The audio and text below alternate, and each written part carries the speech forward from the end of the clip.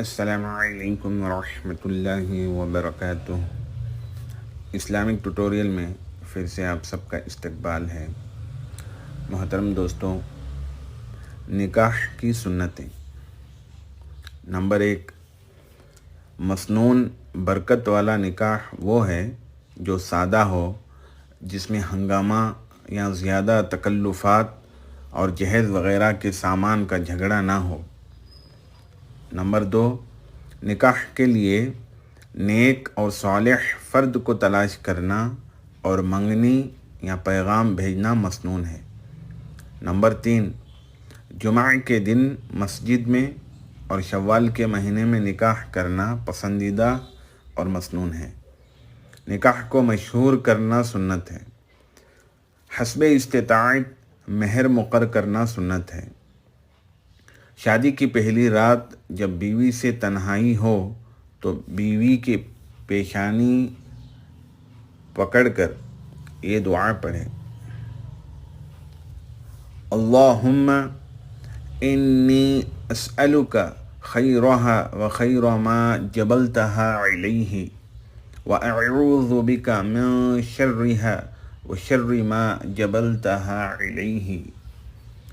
دعا کا ترجمہ: اے اللہ، میں تجھ سے اس کی بھلائی اور اس کے عادات و اخلاق کی بھلائی کا سوال کرتا ہوں، اور اس کے اخلاق و عادات کے شر سے تیری پناہ مانگتا ہوں۔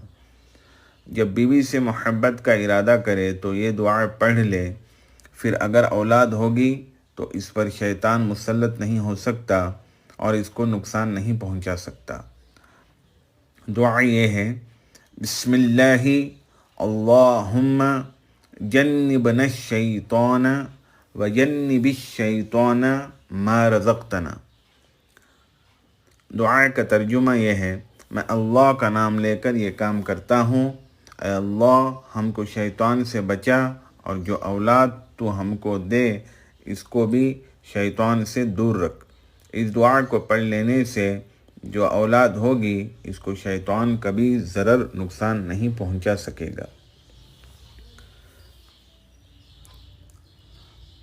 ولیمہ۔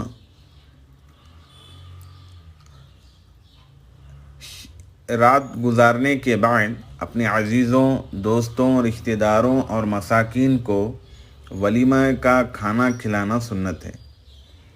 ولیمے کے لیے ضروری نہیں ہے کہ بڑے پیمانے پر کھانا تیار کر کے کھلایا جائے۔ تھوڑا کھانا حسب استطاعت تیار کر کے دوستوں، عزیزوں وغیرہ کو تھوڑا تھوڑا کھانا بھی ادائیگی کے لیے کافی ہے۔ بہت ہی بڑا ولیمہ وہ ہے کہ بہت ہی برا ولیمہ وہ ہے کہ مالدار و دنیا دار لوگوں کو تو بلایا جائے مگر غریب، مسکین، محتاج اور دیندار لوگوں کو دور رکھا جائے۔ ایسے برے ولیمے سے بچنا چاہیے۔ ولیمے میں ادائیگی سنت کی نیت رکھیں، دیندار، غریب اور محتاج لوگوں کو بلائیں۔ امیروں میں سے بھی جس کو دل چاہے بلائیں، مگر غریبوں کو دھکا نہ دو۔ جو ولیمہ ناموری اور دکھاوے کے لیے یا لوگوں کی تعریف کے لیے کیا جائے، اس کا کوئی ثواب نہیں بلکہ اللہ کی ناراضگی اور غصے کا اندیشہ ہے۔